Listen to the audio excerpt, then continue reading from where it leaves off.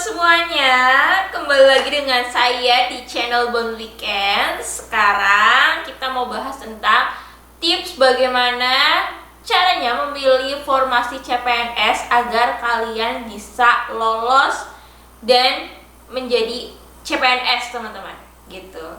Jadi ini adalah beberapa tips yang pernah saya lakukan sendiri. Jadi aku tuh pengen sharing ke kalian, siapa tahu kalian masih bingung gimana sih caranya menentukan pilihan atau memantapkan hati pada satu formasi. Gitu, teman-teman. Jadi sebelum kita bahas lebih lanjut, jangan lupa buat support selalu kita. Caranya gampang banget, caranya kalian tinggal klik like, tinggalkan komentar kalau misalnya kalian ada yang ingin ditanyakan, dan kalian bisa klik subscribe. Jadi teman-teman, tentunya kalau misalnya CPNS itu rekrutmennya sudah dibuka, itu akan diumumkan ya teman-teman pada web resmi dari BKN maupun dari Kemenpan RB dan instansi-instansi yang akan membuka rekrutmen CPNS pada website mereka, official akun mereka, baik itu di Instagram, di Twitter, dan dimanapun publikasi mereka ya teman-teman, kalau misalnya mereka itu membuka rekrutmen CPNS. Dan kalau misalnya tahun kemarin itu dan tahun sebelumnya itu kalian bisa melihat keseluruhan instansi apa aja yang buka CPNS-nya itu pada webnya sscm.bkn.go.id, teman-teman. Jadi di situ tuh ada sebuah menu, kalian bisa lihat instansi mana aja yang buka CPNS dan formasinya apa aja, dan itu tentunya banyak banget teman-teman. Jadi misalnya nih ada ratusan instansi yang buka, itu di situ semua ada, kalian bisa cari, bisa ketik keywordnya. Misalnya kalian cari instansi A gitu, kira-kira buka nggak ya, kalian bisa ketik. Atau kalian bisa cari keywordnya tentang background pendidikan kalian, misalnya S1 ekonomi gitu, nanti bakal muncul formasi-formasi cocok sesuai kriteria dari background pendidikan kalian. Karena saking banyaknya formasi, tentunya kalian akan bingung memilih mana yang paling cocok untuk masa depan kalian. Intinya jangan asal pilih, karena ini bukan hanya nentuin hidup kalian hanya sehari dua hari, itu enggak teman-teman, tapi bener-bener sampai kalian pensiun nantinya kalau misalnya kalian keterima. Jadi jangan sampai salah pilih instansi dan kalian menyesal, misalnya gitu. Langkah pertama yang pernah saya lakukan ketika akan memilih sebuah formasi yaitu membuat daftar formasinya dan instansinya, teman-teman. Jadi di web tersebut itu ketika kita nyari formasi kita sesuai dengan background pendidikan kita, itu kan akan muncul banyak sekali instansi. Misalnya ada instansi A, B, C, D, E gitu. Nanti kalian bisa rangkum instansi-instansi tersebut, teman-teman. Kalian bisa rangkum dan membuat sebuah daftar. Kalau bisa, daftar tersebut dibagi menjadi dua. Satu instansi pusat, yang satu pemerintah daerah, teman-teman. Kalian bikin daftar nih, kementerian apa aja sih yang buka untuk formasi kalian, dan pemerintah daerah mana aja nih yang buka formasi dengan kualifikasi pendidikan kalian. Kalian bikin daftar dan kalian bisa baca satu-satu dari syarat-syarat yang ditentukan oleh masing-masing instansi, teman-teman. Karena bisa jadi syarat-syaratnya itu berbeda antar instansi satu dan instansi lain. Kenapa sih perlu kita bikin daftar? Jadi itu biar kita tuh tahu mana aja sih instansi yang buka formasi sesuai dengan background pendidikan kalian. Itu yang pertama. Yang kedua, biar ngefokusin pikiran kalian nih. Oh, jadi ternyata ini adalah instansi-instansi yang berpeluang aku bisa daftar gitu, teman-teman. Biar kalian nggak mikir kemana-mana lagi. Setelah kalian membuat daftar instansi, langkah selanjutnya atau tips selanjutnya yang pernah saya lakukan yaitu bandingkan antar instansi dan kalian pilih beberapa instansi idaman, teman-teman. Jadi bandingkan di sini maksudnya bukan bandingkan apa ya, cuman kalian bisa membandingkan dari persyaratannya dan jenis tesnya. Persyaratan antar instansi itu bisa berbeda-beda, teman-teman. Jadi contohnya waktu itu terdapat sebuah instansi yang mensyaratkan misal D3 maksimal umur 23 tahun 0 bulan 0 hari, S1 maksimal berapa tahun 0 bulan 0 hari dari segi umur. Ada instansi yang seperti itu. Ada juga instansi yang mensyaratkan tinggi badan minimal 155 cm atau 160 cm.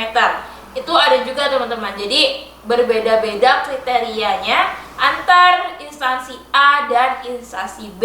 Atau bisa jadi instansi A mensyaratkan IPK tuh minimal harus 3. Kalau instansi B minimal 2,75, itu bisa aja. Jadi kalian harus jeli untuk melihat apa aja persyaratan yang cocok dengan kalian, teman-teman.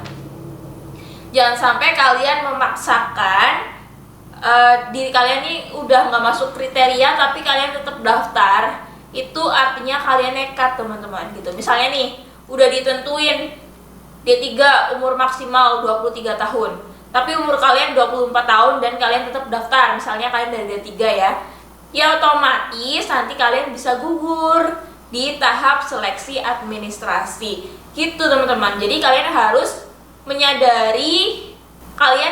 menyadari kesesuaian antara diri sendiri dengan persyaratan dari instansi. Selain kalian bandingkan persyaratannya, selanjutnya kalian bisa bandingkan dari jenis tesnya.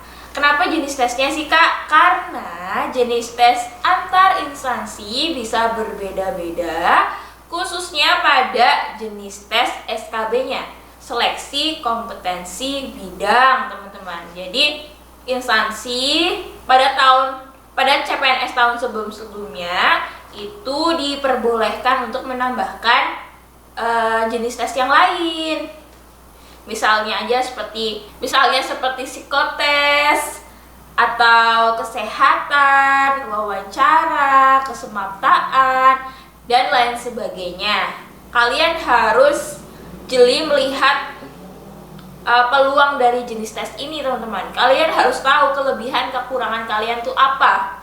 Misalnya dari saya sendiri yang pernah saya alamin itu, pada saat saya bimbang memilih instansi, kebetulan di instansi A itu terdapat jenis tes kesemaptaan dan instansi B itu nggak ada. Dimana saya sadar kalau misalnya harus ikut kesemaptaan, mungkin nilai saya tidak terlalu bagus, teman-teman, karena di dalam kesemaptaan itu ada lari dan sebagainya, gitu. Mungkin bagi orang yang terbiasa lari itu akan menjadi nilai plus karena aku yakin aku bisa ngelewatin kesemaptaan dengan baik, pasti nilaiku baiklah daripada pesaing-pesaing yang lain, gitu. Jadi kalian harus sadar diri, sesuaikan kemampuan kalian dengan jenis tesnya. Ketika kalian sudah memilah-milah dan kalian sudah membandingkan jenis tes dan syarat-syarat antar instansi, kalian bisa memilih beberapa instansi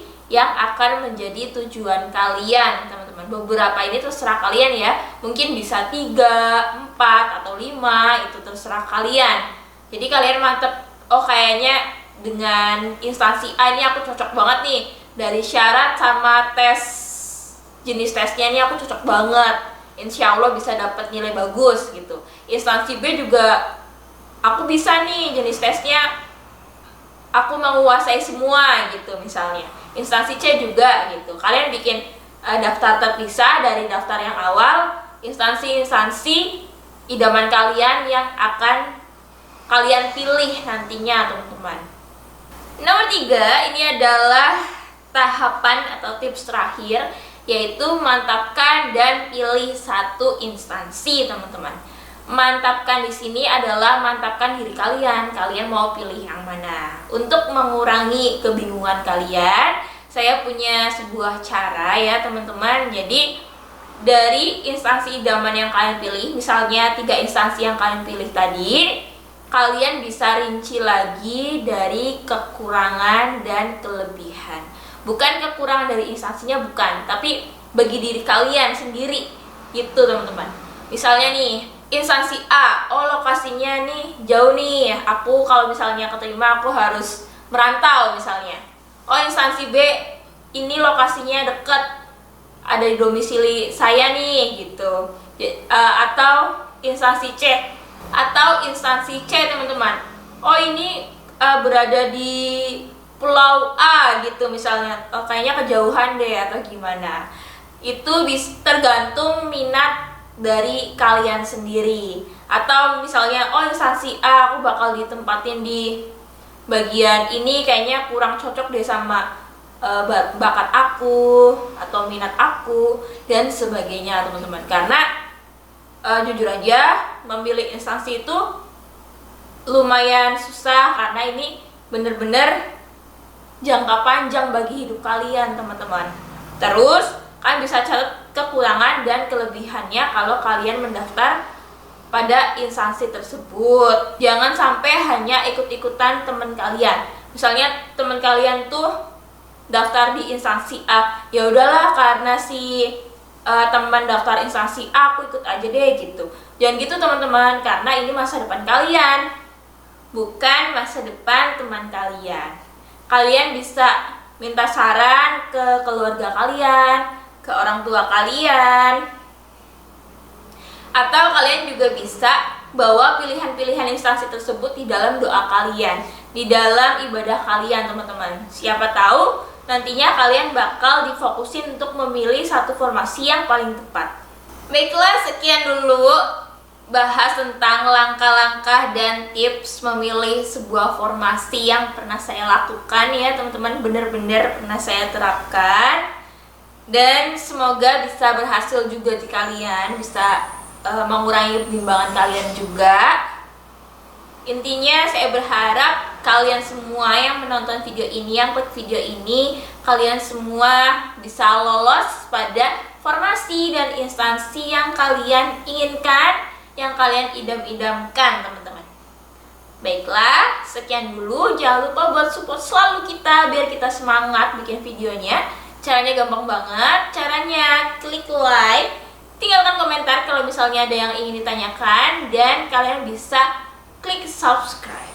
Terima kasih. Dadah.